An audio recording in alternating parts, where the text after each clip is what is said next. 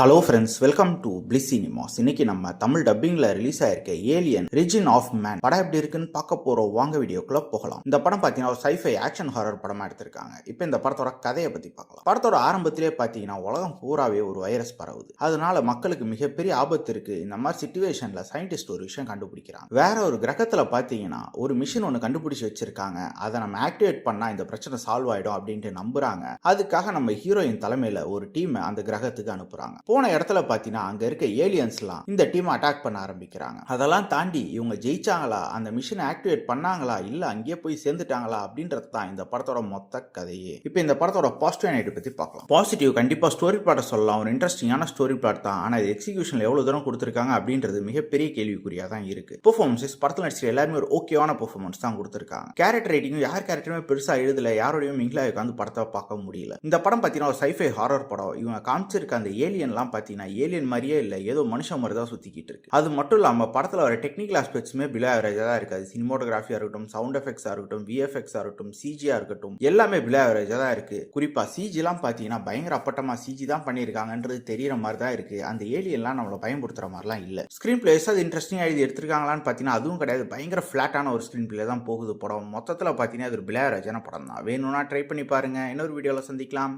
Thank you.